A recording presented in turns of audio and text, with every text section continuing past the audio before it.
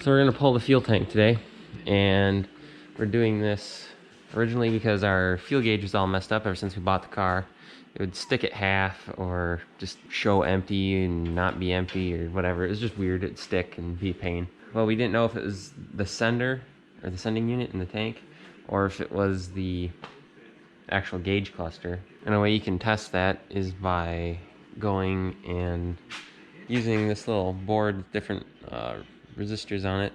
You can jump across those pins for the sending unit, which I'll get up under here. On the flat side of this connector here, it's these two across from each other. I'll just put in like an arrow to clear that up or something. But yeah, put those across each other. I'll put in a rough what the resistance was. We don't remember because we actually did that test a long time ago. But that way you can just jump it with some sort of resistance and check, because then as you do a different resistance level within its range, you'll see the gauge go up and down to where it's supposed to be. And we're gonna drop this tank now and change out the fuel pump as well, because this car is getting a bunch of mods for more power and we need more fuel. So we'll just do that now. All right, so to start with the gas tank, we pulled or took out these 3 bolts under the gas cap. They're just 10mm screws. Then we unbolted. There's a little fuel filler clip thing. I'll show you that later. But what we should have done was actually bled the fuel pressure out of the Schrader valve, because otherwise it'll squirt us pretty good when we take the fuel lines off. And since we had this running earlier today, I'm sure it's probably got fuel pressure. So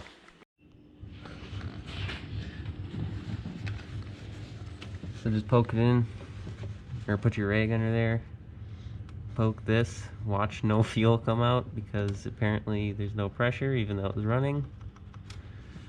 That's not a good sign, by the way. Wonder where, or I mean, in the last video about the injectors, we had this problem, but it was running this morning. Mm-hmm. So like a fuel regulator, maybe? On the pump. Guess we'll find out. Well, I mean, we're changing the pump and the sender, so everything back there is gonna be good. So if it still sucks, it's gonna be the regulator, I think. Probably. None of the injectors leaked. Yeah, because we would pressurize them with the carb clean, and they didn't. So normally you'd do this and it'd go just like that. And it did that in the past once, just not anymore. Yeah. This thing is in storage for forever, so you just found it, bought it, pulled it out, and then everything failed at once. So, all right, we'll put it back in the air and get back to it. So the only other bolt other than those up there in the gas cap area was just this one. Trying to get this under here. Right here is where this was, and it held in the little bracket, filler net bracket, so take that off. And next we're gonna disconnect the input line for the fuel filter, and then the return line, and then there's a vent line. So this is obviously, the fuel filter line's pretty easy, and this one I might actually have to use a fuel line tool for, so that's gonna suck, but we'll get those unhooked. I want some safety vests. Oh, well, here comes the rain. Well, maybe not. How do you work? They work on the gorilla principle, so if you show it your teeth, it'll take it as a sign of aggression. What the frick? I don't understand. I feel stupid now. Memory span. There it is. I just had to drop some dirt in my teeth. Good save. Bring me a towel. You know. You're Right. supposed to smell it. Dirt, sand stuff that chokes you. It's got that on it. All right, now put it up there.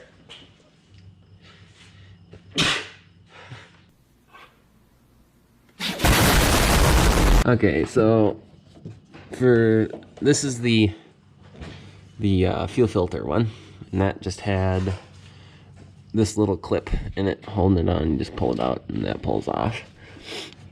This one sits over this fuel line, and you actually have to have a fuel line removal tool. At least it helps if you do. This one doesn't have a size on it. All the rest of them did. Size blue. Size blue. Why doesn't it have a size? Anyway, if you have a fuel line disconnect tool, you just put it around here.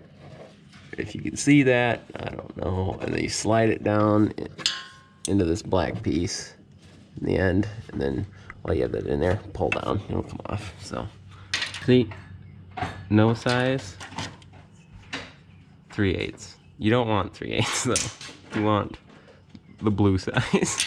Where's the vent line? That's your vent line. I think you just pull off the rubber, but this is 31-year-old rubber that's probably going to annihilate itself immediately. Hopefully not.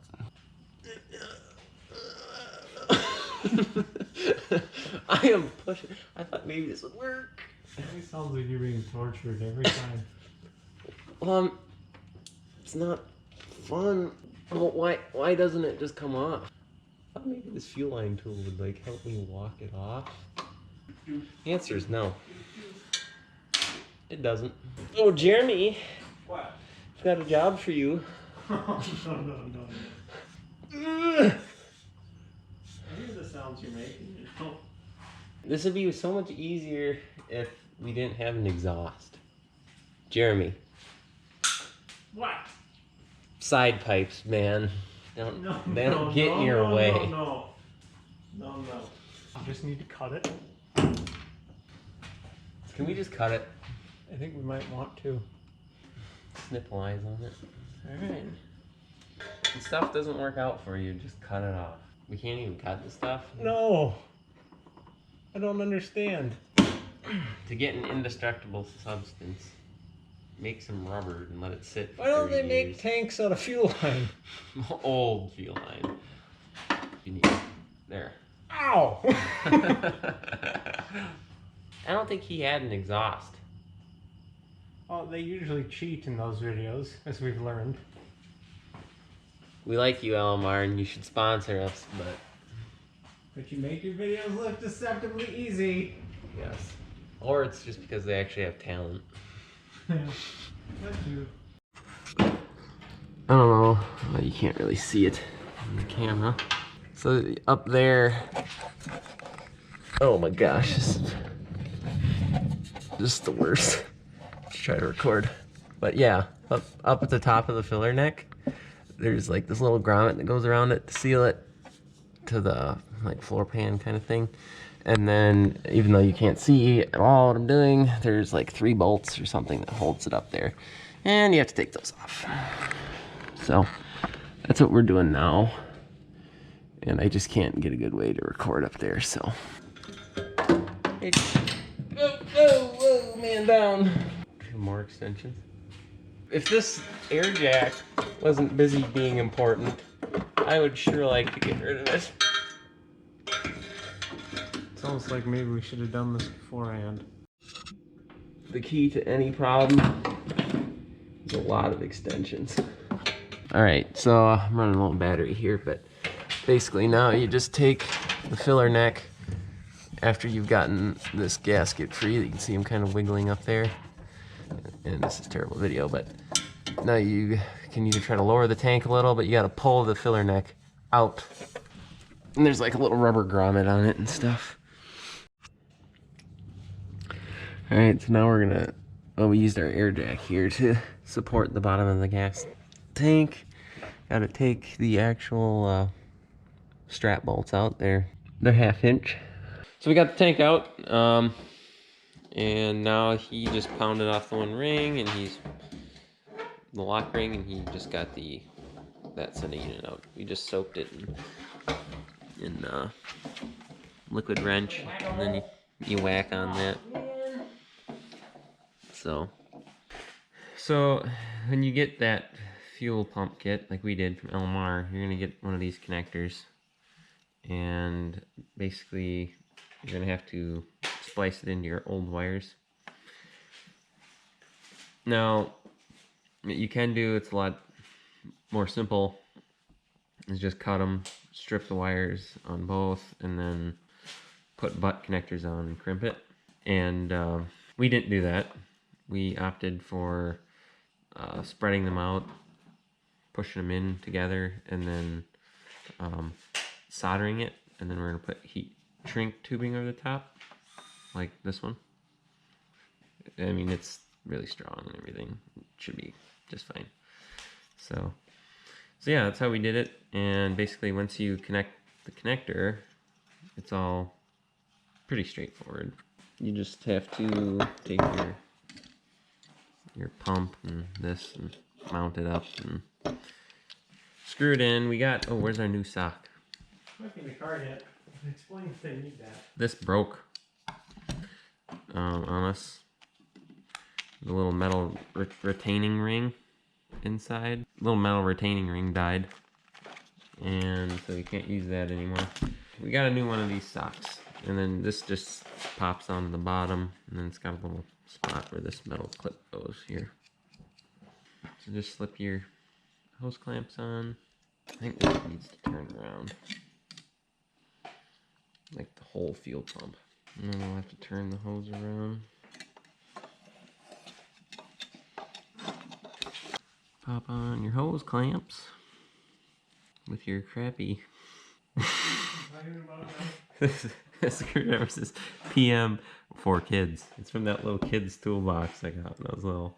So these little tiny screws that hold the whole unit together, right here, they're 5mm.